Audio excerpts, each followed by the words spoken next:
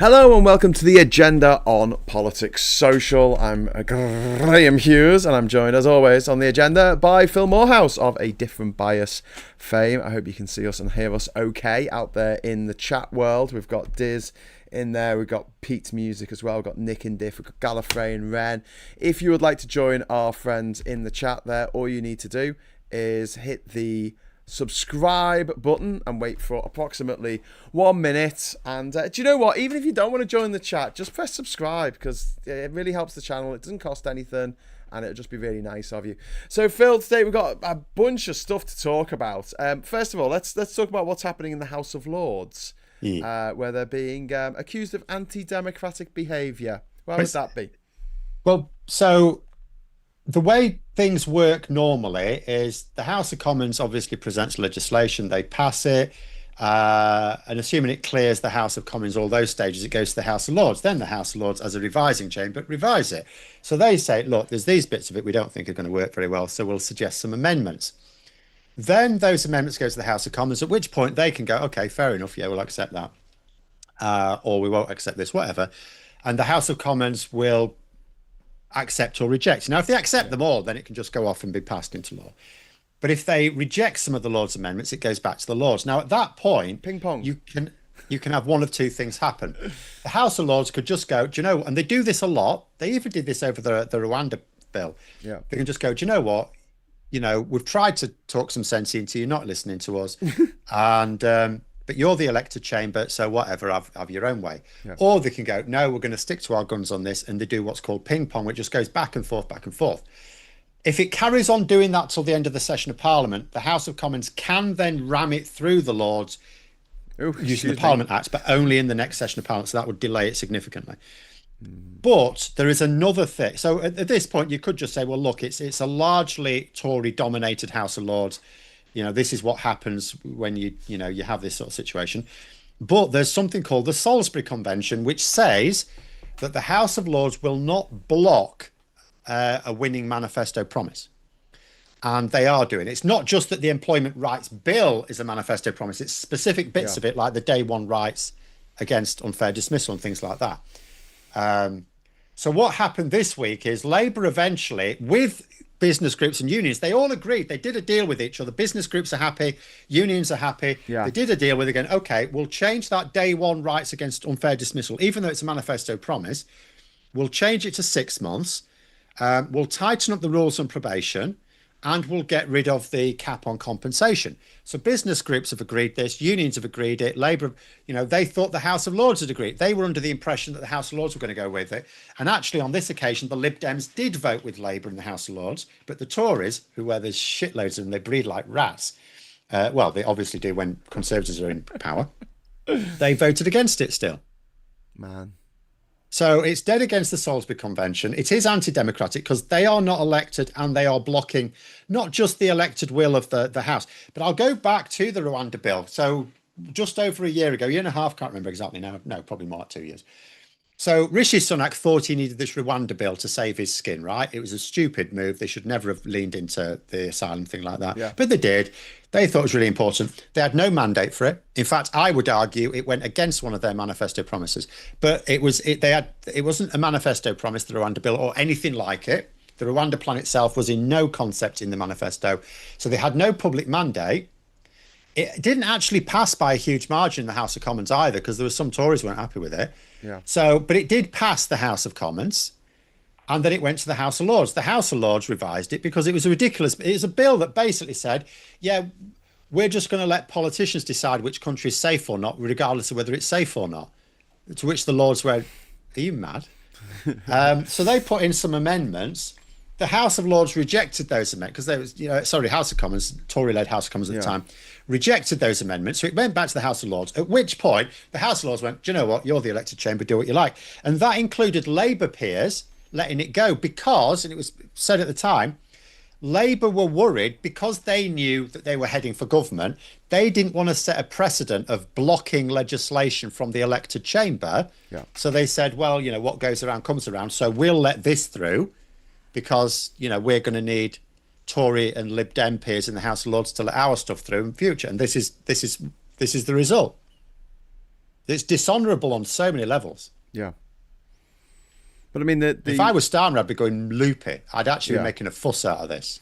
But they're not really mentioning it. I mean, again, no, we're not going to talk about Labour comms. Talk about it too much on this channel. But like, they could be making a huge thing about this. They should be. Starmer wants to. Well, apparently he wants to reform the House of Lords. No, he does. That is one of his genuine things. It's not just the workers' bill, though. It's also the assisted dying bill that was put forward by Kim Leadbeater, and it's not in the manifesto. That's not a government bill. It's not a government bill, but it's being held up with like 1,000 amendments that they've put forward, and there's about 6 members of the House of Lords. There's over 800 members of the House of Lords. About 6 of them are clubbed together and put in all these freaking amendments, and it's like, oh, for God's sake! And they're just doing it to torpedo the bill. Yeah, they are. And it'll succeed. What I would do, it wouldn't actually help in the assisted dying bill because I don't think it's had enough support. What I said I would do in the case of the employment rights bill, if I was Starmer, I would say, right, I've had enough of this. I'm going to introduce some legislation next year, just after Christmas. And that legislation would simply change the way parliamentary procedures work. This is how I would do it, right? You can't democratise it overnight. And there is resistance to that within Labour. Starmer actually does want to do it. A lot in Labour don't. And it's not for good reasons. But I would say this, right, here's what we're going to do.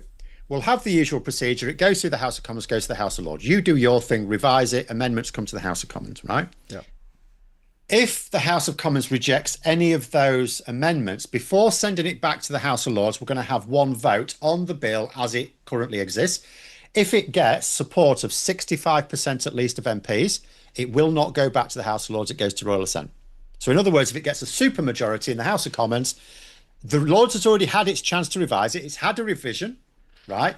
If the House of Commons, after considering those amendments and either implementing some and rejecting others, so there's a supermajority to support it in the elected chamber, it's just going to go straight off. So the House of Lords is guaranteed one revision. If it gets less than 65%, so if it's a bit like, a bit more evenly balanced, fair enough, we'll do the usual ping pong thing if necessary. But if it's got a supermajority of MPs voting for it, it doesn't go back. That's what I would do. And you could bring that legislation in. I'm not an expert, but I don't see any reason why that could be complicated.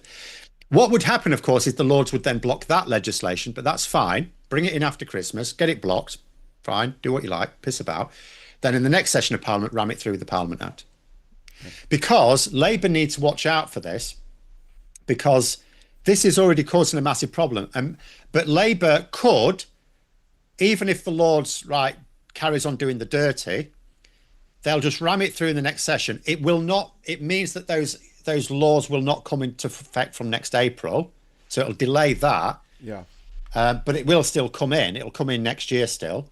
But imagine this happening later in the Parliament.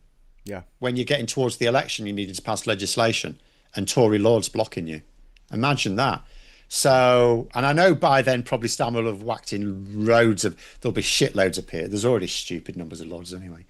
There's more Lords than there is members of Parliament, which is ridiculous. But more than that, over-representation of London and the South in general in the Lords is just mind-boggling. But it's worse than that. There are more Lords, there are more members of the House of Lords than there are members of any legislative chamber in any democratic country in the world. That doesn't surprise. Isn't that mad? There's only one country in the world that has more, and that's China, but it's not democratic. Yeah. You'd think India would have more.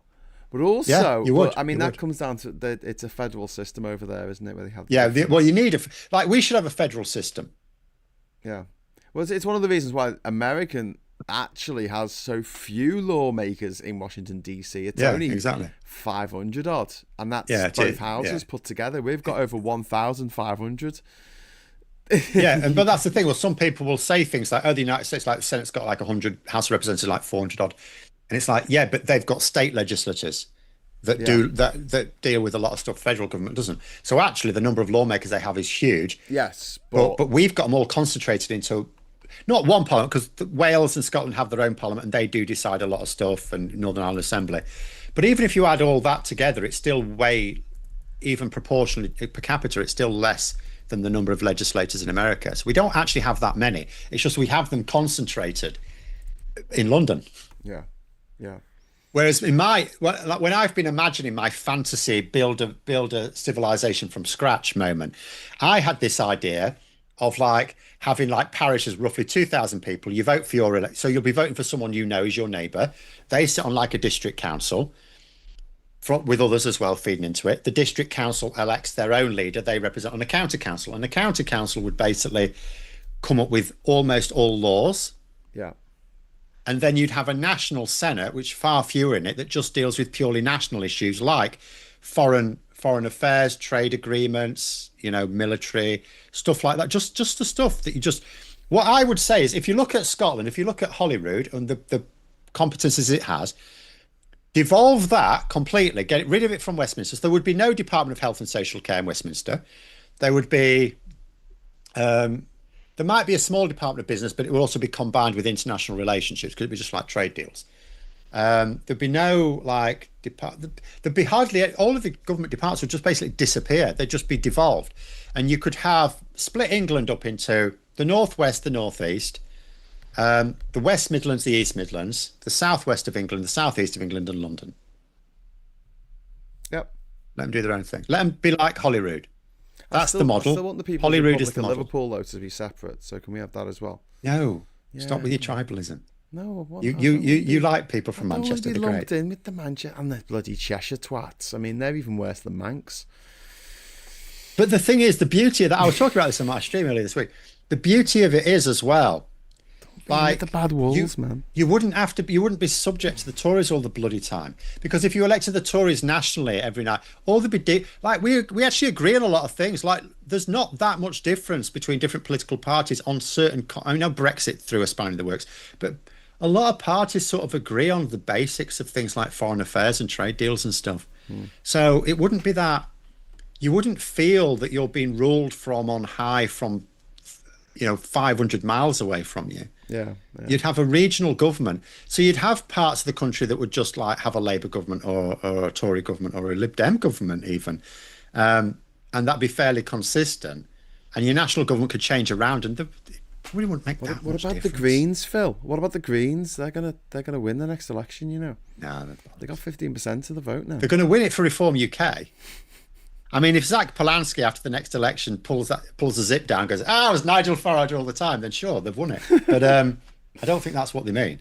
But by the way, I was overestimating by a couple when I said there were over 1,500. I meant to say there was over 1,400. It's actually the total as of December 2025, and it does change, especially in the House of Lords, how many members there are there. But at the moment, it is 1,473 lawmakers, all of whom get to drink in the bars that we provide with their subsidies. They get subsidised booze, not subsidised food. No, they do. Oh, no, I mean, like, sorry, I just meant for other people, like, that are just scrounging off the state, but booze, something they don't actually need. Yeah, they get food as well. They do get subsidised food. They get very posh food. Yeah, they get very posh food and very posh booze, dead cheap, because it's basically like a student union bar. The whole thing's set up like a school. It's all set up like Hogwarts. They have the same kind of terms. They only in at certain times of the year, and they have a dinner bell that rings, and they've got to go to the dinner place, which is a big long room with people in, and vote, and then they have to leave, go back where they were. It's very like school. It's very, very like school. They even have desks with the little, the little hole for the inkwell. This is the problem. A load of them came from private school and they're just used to it, and they just feed into it. And the problem is that people who came from ordinary backgrounds just end up going native. Yeah. It's like that's the culture that you have to adopt to. It's like, no, it's not. Ivan Ambrose has dropped a £5 super chat in. That is very kind of you. Phil, did you watch the parliamentary debate on my autism campaign? I'm afraid I didn't. I've actually been. I've had a very bad week. I had a stunningly bad Wednesday. I'm sorry. When I had my most expensive Tesco shop ever, because I lost my wedding ring in Tesco, and then ended up getting a pain in the neck, and I don't know what from, but my neck is now killing me. So it's surprising how much it slows you down. So I'm well behind on my work, and I've got to go out this afternoon to help my wife. And buy a new ring. I will have to buy a new ring if it doesn't turn up. Yes. That's not going to be cheap. Was it one that if you throw in the fire, elven writing comes up on it? I didn't actually try doing that, if I'm honest. I strongly suspect not. Okay. Um, but yeah, I've got to go out to craft fair this afternoon, and the only debate I've caught all week, apart from PMQs, was the question on Trump's batshit crazy national strategy yesterday, I'm afraid. But I often catch up with these things by just reading them in Hansard later at the weekend. This I will was in catch it at some point. Westminster Hall. This one. There was yeah, and let's move on to talking about. Oh, first of all, we got Grim Fandango has just dropped at £2 in the super chat fund. Thank you so much, Grim Fang. That's very kind of you. How about the homeless strategy released yesterday? I was going to talk about EU UK relations, but let's talk about this for a moment. The homeless strategy. I haven't read that either. Oh, you haven't read it? Okay, sorry. I'm well behind this week. Honestly, I'm well behind. Thanks for the money. Yeah, so this week there were reports that the UK is imminently going to rejoin Erasmus after already rejoining Horizon. Yep. And effectively we never left Euratom, but we did, but we kind of didn't. Yeah. It was fudged. And this is a very good bit of news, isn't it? That we're rejoining Erasmus. Yeah, it leads into so many things. First of all, obviously, the main point to be made is there are 27-year-olds today that didn't get a vote. Now, I don't go into that too much because obviously there's always going to be some people who couldn't vote and then they reach voting age, join a parliament, and they're subject to things they didn't get a vote on, right? You just have to accept it. But young people overwhelmingly voted to remain. And yet, Brexit harmed young people disproportionately. Yeah. And Erasmus is a classic thing because it only harms young people and it wasn't necessary. Yeah. We could have remained in Erasmus and not be EU members. We could have remained in Erasmus and not been in the single market. Admittedly, we would be the only one then. That does create issues because it means there's going to be we're going to need to work out a way of coming up with nice, simple to apply for visas. But it was still not necessary. It was Boris Johnson being vindictive, effectively. Yeah, absolutely. It was part of his strategy because like they would talk about, but outside the EU, that means we can foster close links with other people around the world. And it's like, okay, you could try and do that. But they had this attitude that they had to try and come closer to countries around the rest of the world, but actively be further away from Europe unnecessarily. Yeah.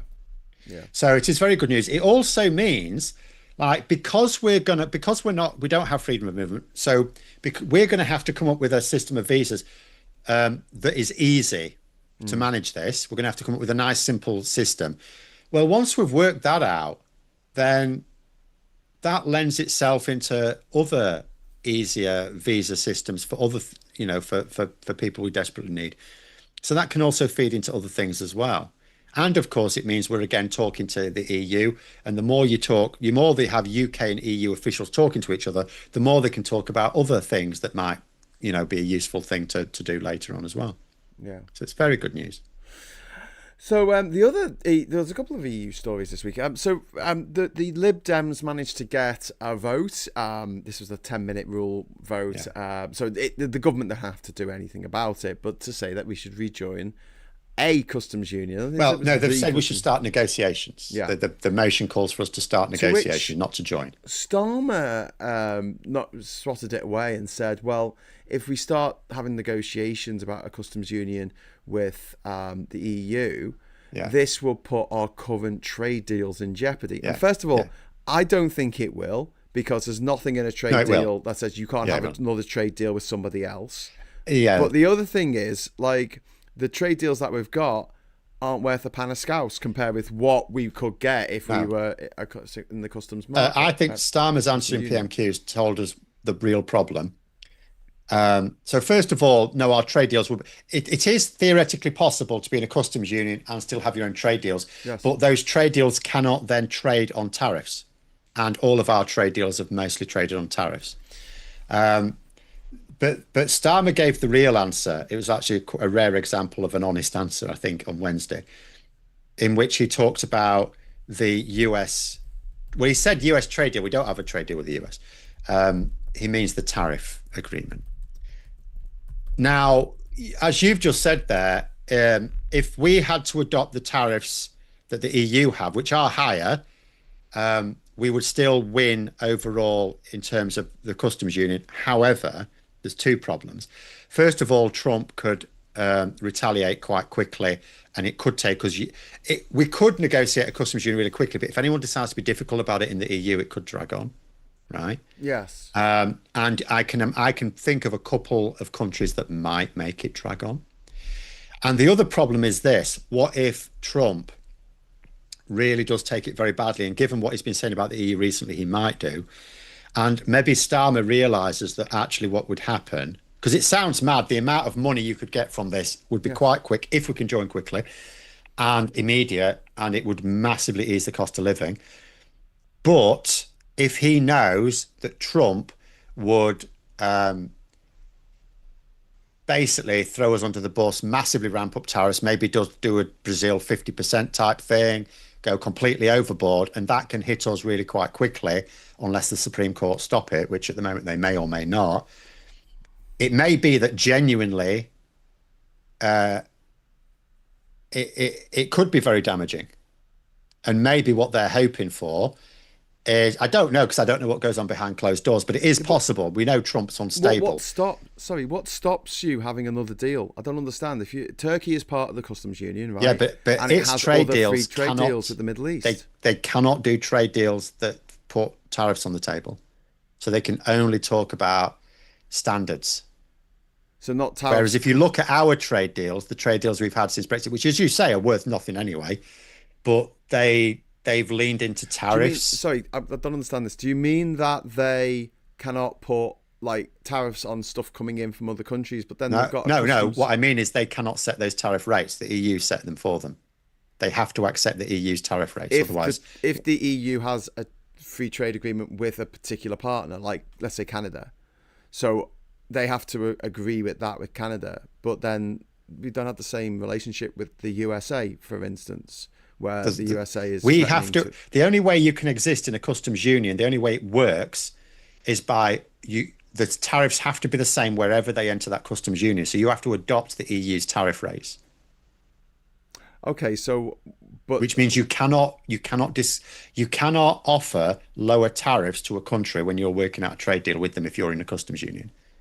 So Switzerland you have no power over your own tariffs. Switzerland can't have its own tariffs with other countries, but the US puts different tariffs on.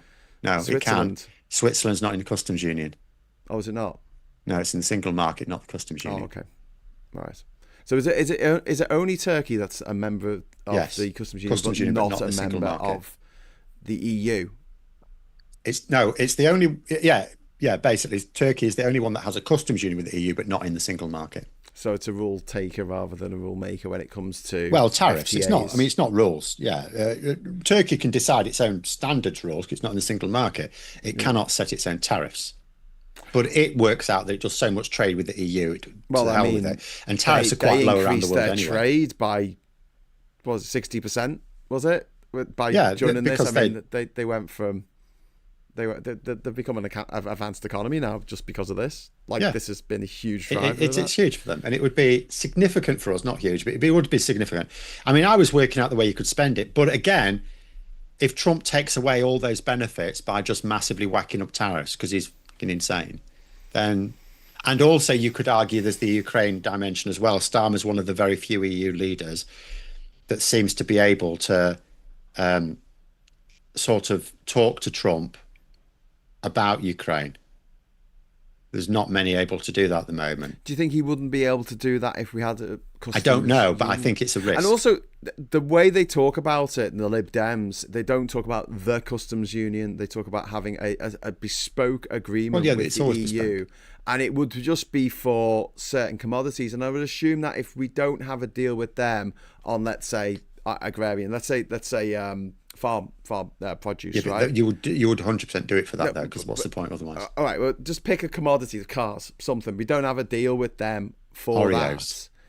Oreos. I don't think we make Oreos. Fake biscuits. Let's do that. Fake biscuits because America. In particular, digestives, milk chocolate digestives. We say, right, this isn't part of the deal. That's food. Okay. All right, just Give me something. There's no tariff on chocolate digestives. There's tariffs on certain types of food. Give me a widget. Give me a widget, and I don't know. And we're not having. This isn't part of our something that America makes that we agreement with buy the that EU. Europe doesn't. Because the point of the customs union with the EU would be to have much easier trade. So we'd need to apply those tariffs to the things we commonly trade. Yeah. So, but we don't so commonly the only trade. things we'd have an exception for, if we're not going to be stupid about it, would be things that America produces that we buy, Yeah. but Europe doesn't. Yeah. So shit. Yeah, Shit. maybe, but I'm assuming that if there was no deal on that for America, but like then, so it would it be the case that if we were part of a trade customs union, there's no way of getting out the fact that if the EU decide to slap tariffs on America, we have to slap tariffs as well. Yes. And we'll be dragged along with them we whether would do we like that it or not. Why would we agree to that though? Like why? Because we get more, because we trade more with the EU and it's worth more money. It's believed to boost our economy by 2.2%. We'll carve out exactly what we wanted out of this. And we would carve out what we wanted, but there would be no way. Think about what Trump is like. Think about that tariff agreement. What did we have to do? We had to increase the quotas on beef. Well, we want to sell our beef to Europe, so why wouldn't we include beef in the customs union? Yeah. Why wouldn't we? Well, exactly. But I mean, when it comes to Trump, I mean, we can just turn up and bribe the fucker, can't we? Just turn up with a gold bar. We could try. That's what I mean. I don't know. All I know is, first of all, Starmer himself is pro-EU. All the leadership are. They weren't all kicked in the head in a horse in 2020. So they're pro-EU. They would love us to be in these things. They also have a cost of living crisis. Now, I worked this out, again, in a stream early this week. Here's what you could do as a for instance. Let's say Labour are sort of managing their spending now. And that, if it did boost GDP by 2.2%, even in 2 years' time, because it could happen very quickly. So let's say it did that within well before the election, right? That 2.2% would translate into, based on 2024 figures, £22 billion extra just for the Treasury. So there'd be other money coming to the country, but just in terms of extra taxes. Now, it'd realistically be more than that because the economy's been growing, but let's say 22 billion. So I worked this out. Right.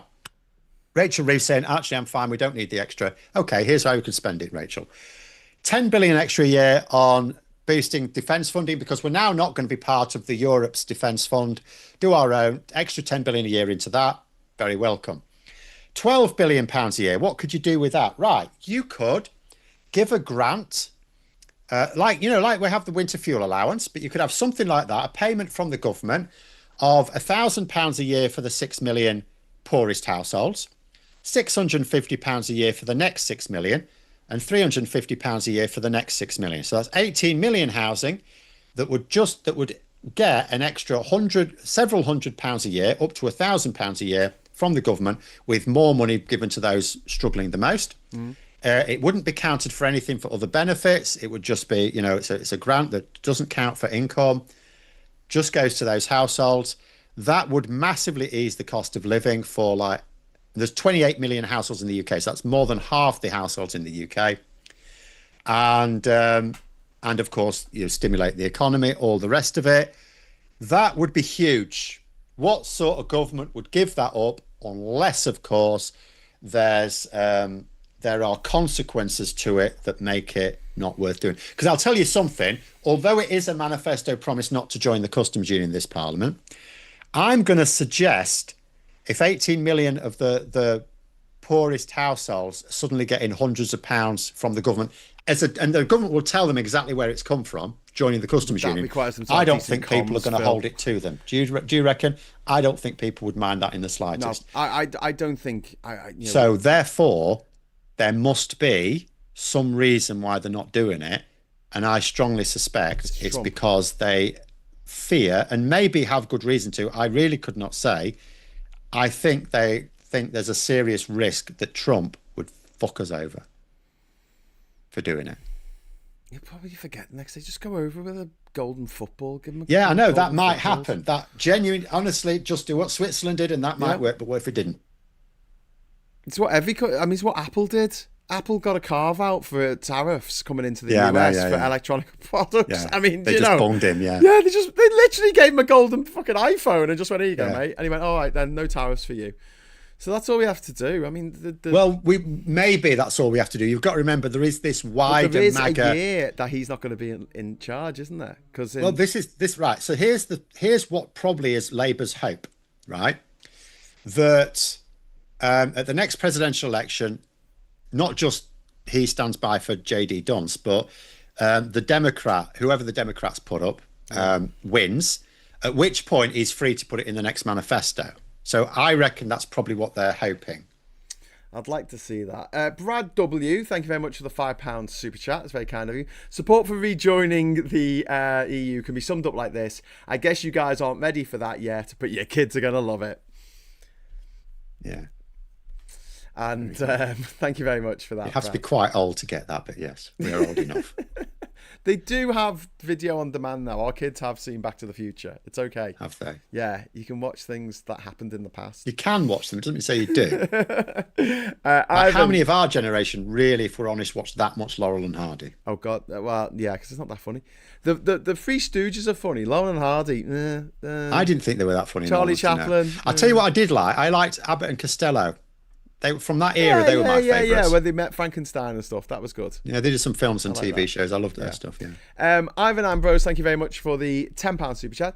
I don't talk about the Orange one much, but it's not just the economic dangers he could inflict on the UK, but there could be wider political ramifications with yet more culture wars, etc. Oh, there will be, stoking them. Talking of culture wars, there was a little bit of a Brexit accountability this week from Kemi Badenoch. Did you notice this? She acknowledged the economic damage caused by Brexit. Femi did a video on this and he went, so if you imagine these are the four horsemen of the apocalypse. So disease was COVID-19, famine was the credit crunch, war was the war in Ukraine, and he's like, well, I guess that means Brexit is death then. But they were the four things she mentioned as having impacts on the economy, negative impacts. But she also described them as as the Tories having to deal with, and it's like, okay, so the banking crisis, COVID. Yeah, although you dealt with it very badly. War in Ukraine, okay. Yeah. Although, again, Europe collectively did not prepare for that properly. But Brexit wasn't done to them. They did it. They did it. I had to cope with that foot that I shot myself in. Yeah. Yeah, you did that yourself, you dickheads. But then... it's literally that. You could literally say that, isn't it? It's like I borrowed the starting pistol to shoot myself in the foot, and then I had to deal with a limp to try and win the race. It's just absolutely, aren't we great? The things we had to deal with, all the things that we... Anyway, and also, obviously, we need to talk about the rise of the far right in the UK, because this is really worrying. We're seeing reports coming out and surveys being done where the far right rhetoric, which is flooding social media at the moment, and also it's all in the newspapers, is really having an effect, and you're getting... a lot of young people, young men in particular, who are becoming radicalized and going down that alt-right pipeline, and it's quite scary. And again, there doesn't seem to be too much government level of them focusing on this. We should have been in the EU. We should have stayed in the EU. This is another consequence of leaving the EU. Like, if I go on Twitter, it's been like this all week. I'm going to see if it's still like it. I bet it is. Please don't go on Twitter. I like Twitter. But nonetheless, it's still there. Almost every post is pissing Elon Musk, saying, do you agree with him, calling for the EU to be disbanded, all the rest of it. Why don't we have the United States disband? He's talking about, they should all just rule as sovereign nations. Well, why don't the United States just disband and rule as sovereign states then? Sovereign nations. Why don't they all become little Kentucky fiefdoms? wants them to do? Do you know what I mean? It's like, why are the blue states, why are they carrying the red states? Yeah. The fact of the matter is, and I brought a video ranting about this just this afternoon. The fact of the matter is, Donald Trump doesn't think Europe is weak. He knows it's strong. That's why he wants it broken up.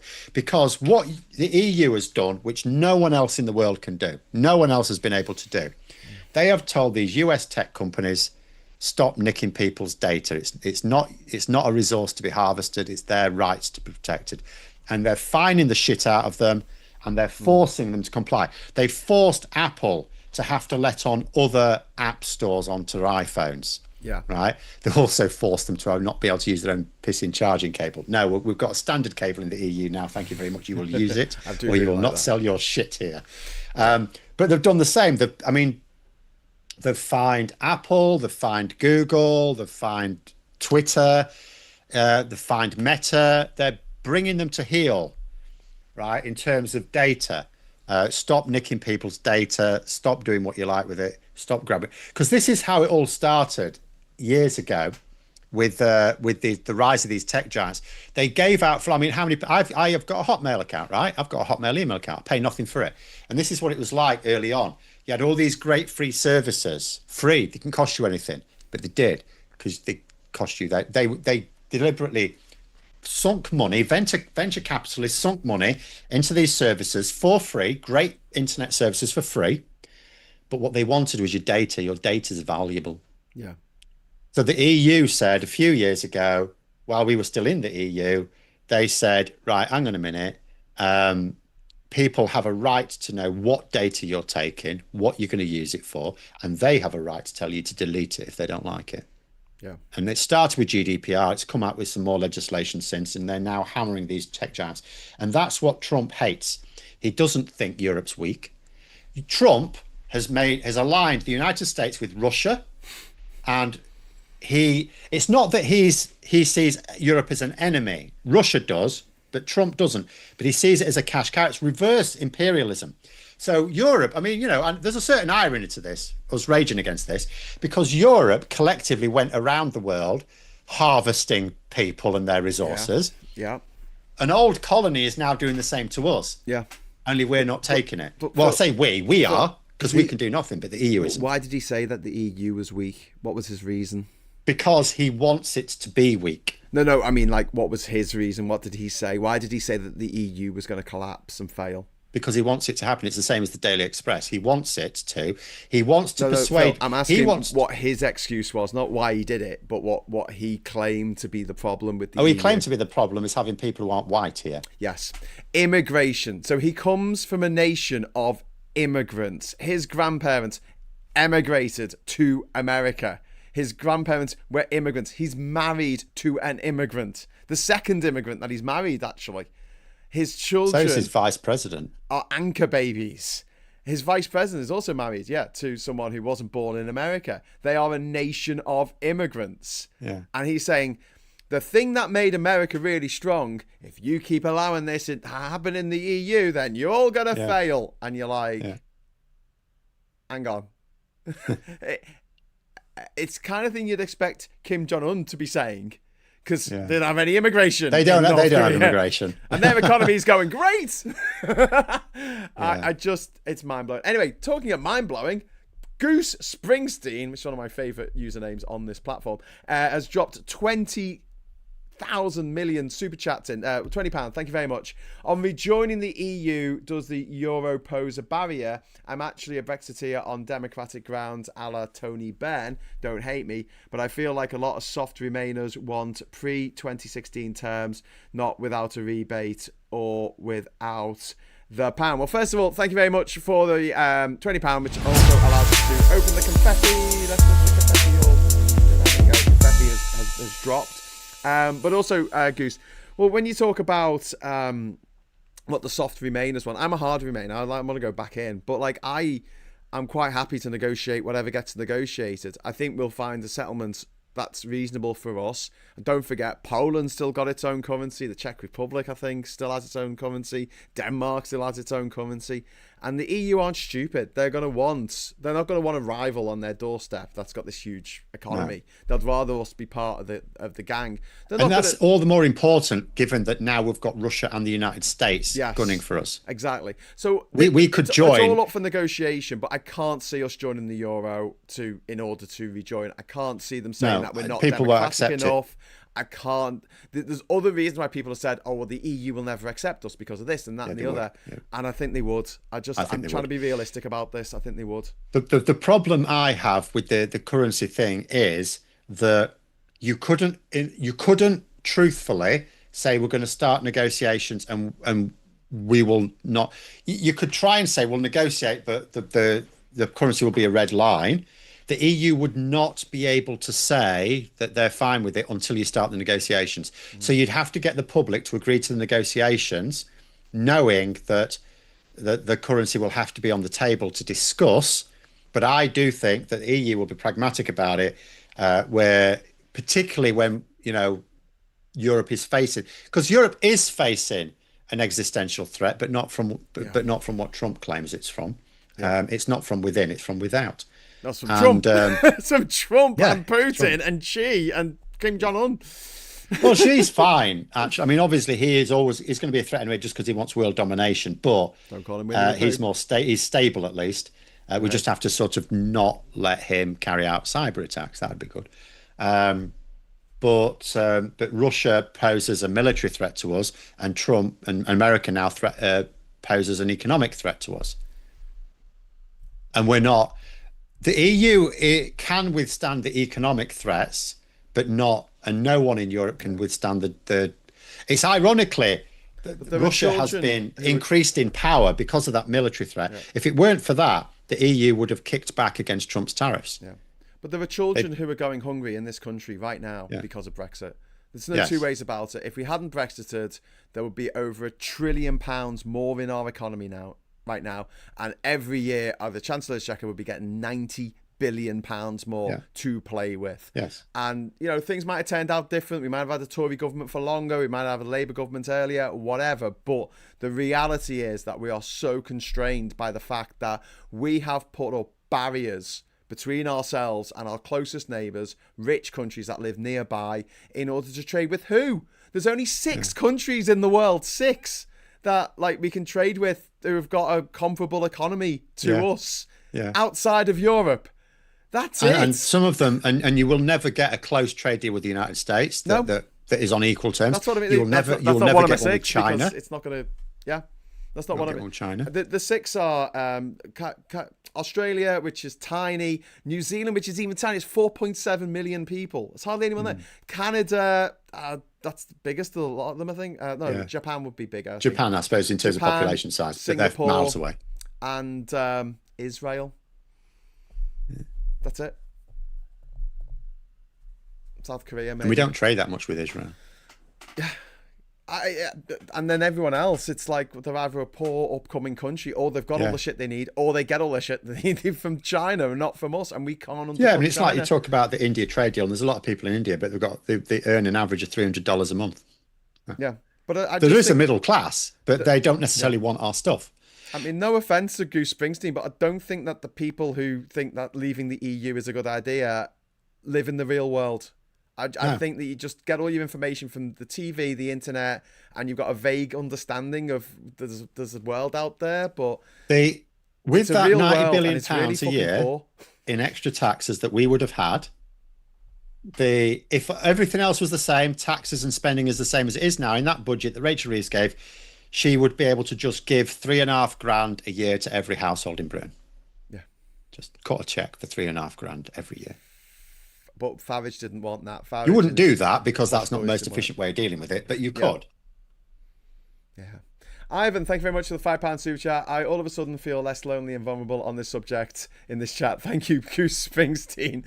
Ivan's found a friend. And Goose says, £20 super chat. Thank you. That's really kind. Would you still be in favour of rejoining an EU potentially dominated by populists by 2030? You could conceivably have an EU dominated by populists in France, Germany, Italy, Poland. That might catch the shadow of the EU. Will be rejoining. More so. It would be more important to do so, because what Trump wants to do is to help these parties achieve power in the EU so that they break the EU up. Whereas if we joined it with a non-populist party, then we would get we'd get our beefy representation in the EU Parliament again, and we could protect those laws that Trump's people want to disband. So actually, if it's going to have these populist governments in charge, it'd be more important for us to be in it, not less. Also, the EU Parliament was generally got more populist, especially from the UK. UKIP and then the Brexit Party, they did a lot better in the European Parliament than they ever did in this country at the time. I reckon if we joined, people would take those European elections a bit more seriously. Yeah, well, I think our generation, I think our generation would, Phil, but I mean, and the younger generations coming up who didn't get a chance to vote on this thing that has made us all demonstrably poorer. I think a lot of people Unless didn't you're even know the EU elections were going on a lot of the time. I just don't think they even knew what they were. It was like local elections. It was just our... Whereas if you join the EU, all of a sudden you do know about them because it's really newsworthy. Yeah. So I think, I mean, I'm not suggesting support would like if we got 80% representation or anything, but I think initially at least there would be a bit of a, and also we could just make it, make it a bigger thing. The government could actually make it easier to vote in them and make it a bigger thing and publicise it more. Yeah. Talk about the reason why it's important to vote in them, and then dilute the power of the populace. Yeah. But it's the whole Brexit thing. It took money from the everyone who's not a multimillionaire basically lost money, and who lives in this country. It made money for foreigners. It made money for multimillionaires. If you already had a Coots bank account, you just put more money in it. But for the rest of us, it has demonstrably ruined our chances, and it's narrowed the horizons. And it really upsets me that, my stepkids will not be able to live and work in Europe like what Farage's kids can, or what they could have done if they were born 20 years ago. Yeah. That for me, or 40 years ago, that for me is the killer blow of the whole idea of leaving our closest trading partners. As I say, a thing that was set up to ensure peace in Europe, and in that has been incredibly successful. And the problems have been countries that are not part of the EU. I mean, that's the greatest injustice. Effectively, it's that it has disproportionately hurt young people who overwhelmingly, a proper super majority voted to remain. Yeah. Goose has put another £10 in though. Talking about it's very profitable. The EU isn't sustainable in its current form, as seen in the Draghi report. To work, it needs a common budget, which effectively means the United States of Europe, that I'm simply against. It doesn't. What does it need? It's already worked really well as it is now. That's why Trump's raging against it. You don't have to go. Look, here's the thing. It's always going to have some weaknesses in it. Like the United States and China have a centralized government that can just dictate policy for that country. And the fact that Europe will not have that will always mean it'll be slower on some things, and it'll have fights over some things. But it is much stronger than the sum of its parts now. If there was no such thing as the EU, the US tech giants would be running rampant. You might think they already are in this country, but that's because we're outside the EU now, but not in the EU, because they're being clobbered. Who else around the world, name me a country that is clobbering US tech giants. I mean, China's freezing them out. That's a different thing, but they just have their own. Talk about America being the superpower in the world, but they don't set the standards for every single manufactured product in the world that gets sold overseas. Pretty much, it's got to come up to the CE mark, which is a European standard. So if you're a Chinese company and you want to sell stuff in Brazil, you have to have the CE stamp on your goods, because otherwise Brazil's not going to accept them. Brazil just looked at the EU and went, those standards are good enough for us, so that's what we're going to ask. So, and that stops it means that the Brazilians don't have to do what Britain was threatening to do at one point, where they would send out their own inspectors to China to for their own standards that were slightly different from the EU's. There's just no point. But also, even if you're selling to a market that doesn't necessarily have the EU standards, you're still going to meet the EU standards if you're selling to another, because otherwise you're having to create different production lines, which is expensive. It's just cheaper to have one production line. Who was the writer who said that rumours about his death had been greatly exaggerated? Probably Hemingway, I don't remember. I feel that way about the EU. I've heard this all my life. The EU's about to collapse. Oh, it's all about to collapse. That's what it just gets stronger and stronger. There was a famous cartoon at the time of the referendum, after the referendum, where it was like the dominoes, and the dominoes with different flags of the countries of Europe, and the British one was the first to go, but it had fallen the wrong way. So all the rest are just it's like really good cartoons. Like, yeah, the dominoes fall. No, even the populists in those countries, even the populists decided, no, actually, we really want to be part of this. And it's citing Ben, of all people, who was an aristocrat. He was literally part of the aristocracy. Sums up how I feel about Brexit. I think it was a hijacking of our democratic system by the rich, by the elites, because they hated the idea that common people would be able to live and work around their own continent, would be able to get on a flight and go somewhere, would be able to do stuff with their life that the rich just wanted to be their preserve. I think it was more practical. They did. No, it was more practical than that. It's in the EU. Why were they all posh then, Phil? They can't corrupt. Like Rupert Murdoch was the most honest about this. He says he loves going to Downing Street because he goes to Downing Street, talks to the Prime Minister, and the Prime Minister does what they say. He says he goes to Brussels and they don't do what he says because there's too many people. There's too many people. You can't get around that many people. You can't persuade that many people. There's too many people with their hands on the levers of power. It's not just one person. They try and make out like Ursula von der Leyen's like this, Trump type, but she's not. She's only got so much power. She's not getting her own way on lots of things. I saw it as an aristocratic coup d'etat. An aristocratic revolution. It was basically like a reverse Russian Revolution of October. Yeah, but that's just because you're trying to turn everything to a class war. They're much more practical than that. They're much more practical. Every single prominent Brexiteer went to private school because they're rich. It was about control. Right, it was about control. It was a practical level of control. The EU cannot be corrupted very easily. Yeah. And when we have had corruption cases, we know about them because the police go in and arrest the bastards. Like, oh, look at me, I've got all this money, I've made it in life, and everyone has to do what I say, and the EU's like, no. And they're like, oh, how dare you? By the way, Goose has dropped another super chat in for the typo to say, I think. So she just said, I think the EU isn't. It came across as, the EU. So yeah, don't worry about that, Goose. Thank you very much for the £2 super chat. But you can have that weakness because Europe is still collectively stronger because of the EU. No one, right? Europe is full of some of the most jingoistic cultures in the world. Like, but several European countries have all ruled big chunks of the world in the past, and that's still bred into us, right?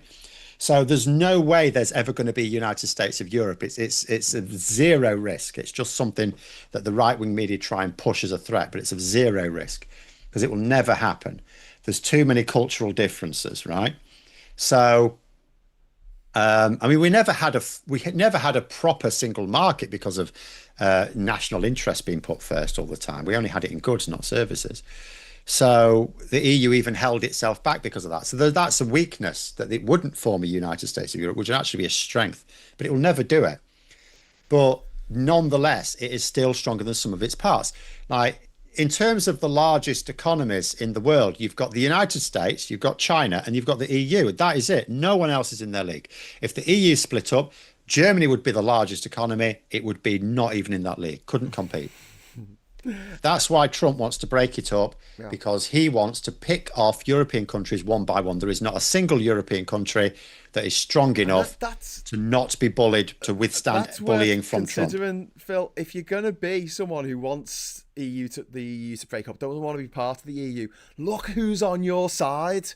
Putin, Trump, Nigel Farage, Richard Tice, Aaron Banks, bloody Boris Johnson is on your side. Like, I don't want to be on their side. I don't want to look left and look right and go, oh, wow, yeah, I'm glad these people are behind me. Anne Widdecombe is on your side. Haiti Hopkins is on your side. Like, just, there's so many gruesome human beings that are on the side of rulers.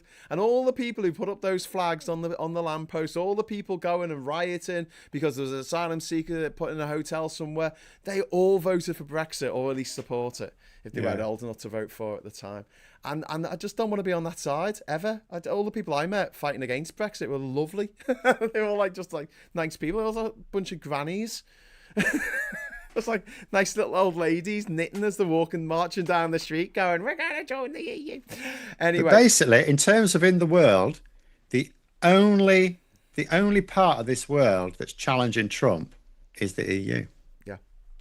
He's the only one. There's no one else challenging him. China's not that else because China's loving the fact that Trump's a fucking idiot, right? So they're going to now get those Nvidia chips they wanted that Biden blocked because they know full well China's going to use them in high grade military technology, which could be a problem later on, right? That might be but Trump's given them, right? Trump's giving he's actually trying to.